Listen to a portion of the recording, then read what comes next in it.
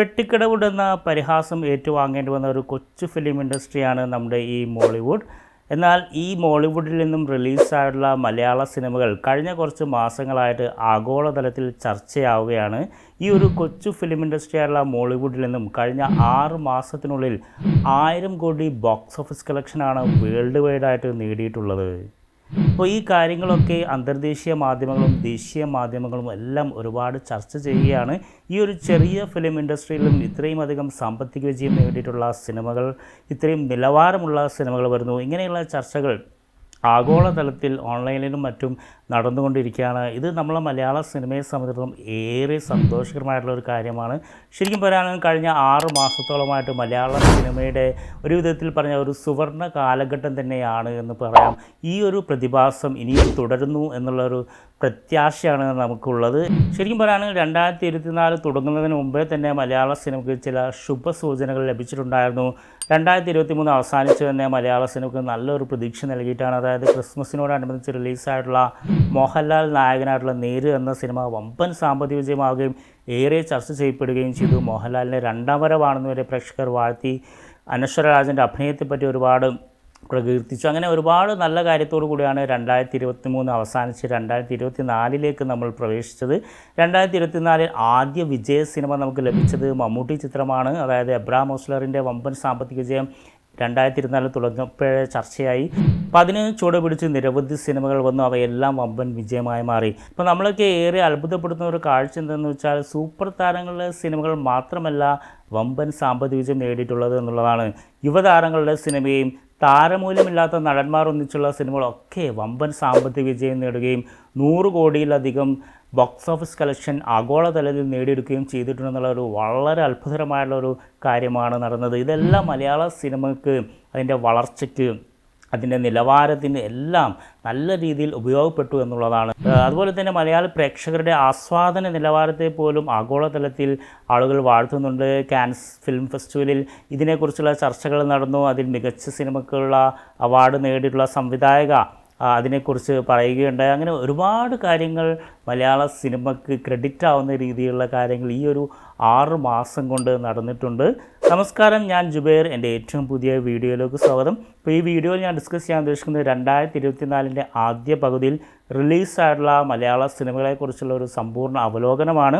ഇവയിൽ ഏറ്റവും മികച്ച സിനിമകളെ തിരഞ്ഞെടുത്ത് ആ സിനിമകളൊക്കെ മലയാള സിനിമയുടെ നിലവാരം ഉയർത്തുന്നതിന് എങ്ങനെ സഹായിച്ചു, അല്ലെങ്കിൽ ആ സിനിമകളൊക്കെ സാമ്പത്തികമായി എത്രമാത്രം നേട്ടങ്ങളുണ്ടാക്കി, ആ സിനിമകളിൽ എന്തെല്ലാം കാര്യങ്ങൾ മികച്ചു നിന്നു, എന്തെല്ലാം കാര്യങ്ങൾ പോരായ്മയുണ്ടായിരുന്നു, ഇങ്ങനെയുള്ള കാര്യങ്ങളെല്ലാം അവലോകനം ചെയ്യുന്ന ഈ 2024 ആദ്യ പകുതിയെ അവലോകനം ചെയ്യുന്ന ഒരു സമ്പൂർണ്ണ വീഡിയോ ആണ്. ഇപ്പോൾ നമുക്ക് ഒട്ടും സമയം വയ്ക്കാതെ വീഡിയോയിലേക്ക് കിടക്കാം.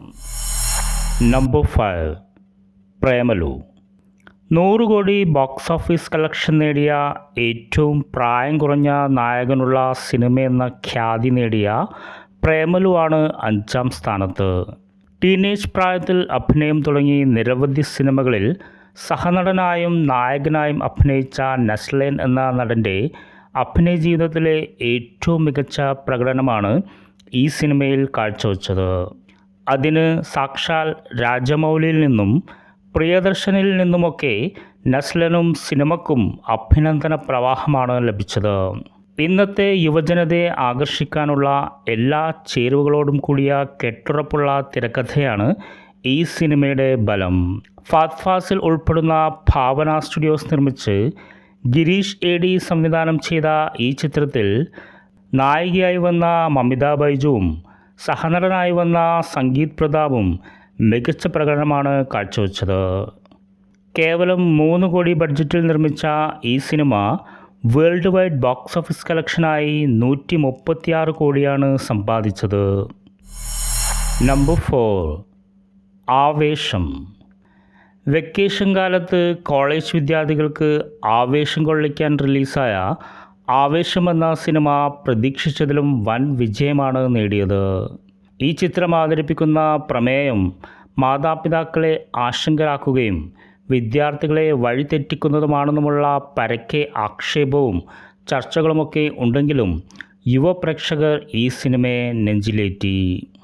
ഫഹദ് ഫാസിൽ എന്ന നടൻ്റെ രംഗാച്ചേട്ടനായിട്ടുള്ള പരകായ പ്രവേശമാണ് ഈ സിനിമയിൽ ഏറ്റവും ആകർഷണീയം. നസ്രിയ ഫഹദും അൻവർ റഷീദും ചേർന്ന് നിർമ്മിച്ച് ജിത്തു മാധവൻ സംവിധാനം ചെയ്ത് ആവേശം 155 കോടിയാണ് ആഗോളതലത്തിൽ കളക്ഷൻ നേടിയത്. Number 3 Manjummel boys. താരസാന്നിധ്യമില്ലാതെയും പ്രഗത്ഭരായ അഭിനേതാക്കളില്ലാതെയും ഒരു സിനിമ 200 കോടി ബോക്സ് ഓഫീസ് കളക്ഷൻ നേടി എന്ന ഒരു അത്ഭുതമാണ് ഈ ചിത്രത്തിലൂടെ മലയാള സിനിമയിലുണ്ടായത്. കൊടൈക്കനാലിലെ ഗുണ കേവിൽ അകപ്പെട്ടുപോയ സുഹൃത്തിനെ രക്ഷിച്ച യഥാർത്ഥ സംഭവം ചലച്ചിത്രമാക്കിയപ്പോൾ സുഹൃത്ത് ബന്ധത്തിൻ്റെ ആഴം വരച്ചു കാട്ടിയ മലയാള സിനിമയിലെ ബെസ്റ്റ് സർവൈവർ ത്രില്ലർ സിനിമ എന്നിങ്ങനെയുള്ള രീതിയിലാണ് പ്രചാരണം നടന്നിരുന്നത്. സിനിമയുടെ വിജയത്തിന് തുണയായത് തമിഴ് പ്രേക്ഷകരുടെ ഈ സിനിമയ്ക്കുള്ള സ്വീകാര്യതയാണ്. അതിന് വഴിയൊരുക്കിയത് തമിഴ് ചിത്രമായ കമൽഹാസൻ്റെ ഗുണ എന്ന ചിത്രവും അതിലെ ഇളയരാജയുടെ സംഗീതത്തിലുള്ള മനോഹരമായ ഗാനവുമാണ്. സൗബിൻ സാഹിർ, ശ്രീനാഥ് ഭാസി എന്നിവർ പ്രധാന വേഷത്തിലെത്തി ചിദംബരം സംവിധാനം ചെയ്ത ഈ ചിത്രം 242 കോടിയാണ് വേൾഡ് വൈഡ് ബോക്സ് ഓഫീസ് കളക്ഷനായി നേടിയത്. നമ്പർ 2 ഭ്രമയുഗം. 2024 റിലീസായ ഒരു ബ്ലാക്ക് ആൻഡ് വൈറ്റ് സിനിമ പ്രേക്ഷകർ തിയേറ്ററിൽ പോയി കണ്ട് അതിഗംഭീരം എന്ന് പറഞ്ഞ് വിശേഷിപ്പിച്ച ക്രെഡിറ്റ് ഭ്രമയുഗത്തിന് മാത്രം അവകാശപ്പെട്ടതാണ്. മമ്മൂട്ടി എന്ന നടൻ്റെ അഭിനയത്തിൻ്റെ ഡിഫറെൻറ്റ് ഷെയ്ഡ്സും എന്നേ വരെ മലയാളികൾ കാണാത്ത ഭാവപ്രകടനവുമെല്ലാം ഈ ചിത്രത്തെ മികച്ചതാക്കി.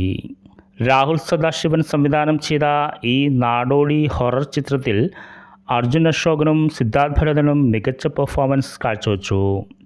85 കോടിയാണ് ഭ്രമയുഗം ബോക്സ് ഓഫീസ് കളക്ഷനായി നേടിയത്. നമ്പർ 1 ആടുജീവിതം.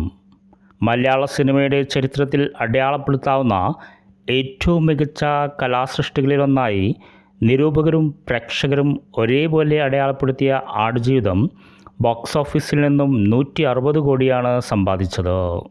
ബ്ലസി എന്ന സംവിധായകൻ ഒരു തപസ് പോലെ ഈ സിനിമയ്ക്ക് വേണ്ടി പ്രവർത്തിച്ചതിൻ്റെ ഫലം ആടുജീവിതത്തിൻ്റെ ഓവറോൾ വിജയത്തിന് കാരണമായി. പൃഥ്വിരാജിൻ്റെ ഈ സിനിമയ്ക്ക് വേണ്ടിയിട്ടുള്ള ബോഡി ട്രാൻസ്ഫോർമേഷനും ഡെഡിക്കേഷനും ആക്ടിംഗ് മികവുമെല്ലാം ഈ സിനിമയെ വേറെ ലെവലിലെത്തിച്ചു. AR റഹ്മാൻ്റെ പശ്ചാത്തല സംഗീതവും മികച്ച ഗാനങ്ങളും പ്രഗത്ഭരായ സാങ്കേതിക പ്രവർത്തകരുടെ സാന്നിധ്യവുമൊക്കെ ആടുജീവിതം എന്ന മലയാള സിനിമയെ ലോകോത്തര നിലവാരമുള്ള ഒരു ഉത്തമ കലാസൃഷ്ടിയാക്കി മാറ്റി. ഇതൊക്കെയാണ് 2024 ആദ്യ പകുതിയിൽ റിലീസായിട്ടുള്ള സിനിമകളിൽ ഏറ്റവും മികച്ച സിനിമകളായിട്ട് ഞാൻ കണക്കാക്കിയിരിക്കുന്നത്. ഈ സിനിമകളിൽ നിങ്ങളുടെ പ്രിയപ്പെട്ട സിനിമകൾ ഉണ്ടായിരിക്കുമെന്ന് ഞാൻ വിശ്വസിക്കുന്നു. മറ്റേതെങ്കിലും സിനിമകൾ ഈ ലിസ്റ്റിൽ ഉൾപ്പെടുത്തിയിരുന്നെങ്കിൽ നന്നായനെ എന്നൊരു അഭിപ്രായം നിങ്ങൾക്കുണ്ടെങ്കിൽ തീർച്ചയായിട്ടും ആ സിനിമയുടെ പേര് നിങ്ങൾക്കിവിടെ കമൻറ്റായി രേഖപ്പെടുത്താം. അപ്പോൾ നിങ്ങൾക്ക് ഈ വീഡിയോയെക്കുറിച്ച് എന്ത് അഭിപ്രായം ഉണ്ടെങ്കിലും അതും നിങ്ങൾക്കിവിടെ കമൻറ്റായി രേഖപ്പെടുത്താം. ഈ വീഡിയോ നിങ്ങൾക്ക് ഇഷ്ടപ്പെടുമെന്ന് ഞാൻ വിശ്വസിക്കുന്നു. ഇഷ്ടപ്പെട്ടാൽ ഒന്ന് ലൈക്ക് ചെയ്തേക്കണം, നിങ്ങളുടെ സുഹൃത്തുക്കളുമായി ഒന്ന് ഷെയർ ചെയ്തേക്കണം. നിങ്ങൾ ആദ്യമായാണ് ഈ ചാനൽ കാണുന്നെങ്കിൽ ഒന്ന് സബ്സ്ക്രൈബ് ചെയ്യണം. കാരണം ഇതുപോലെ ഒരുപാട് ഇൻഫർമേറ്റീവ് ആൻഡ് എൻ്റർടൈനിങ് വീഡിയോസുമായിട്ട് ഞാൻ വീണ്ടും വരുന്നുണ്ട്. നമുക്ക് അടുത്ത വീഡിയോയിൽ കാണാം. അതുവരെ this is Jubair signing of.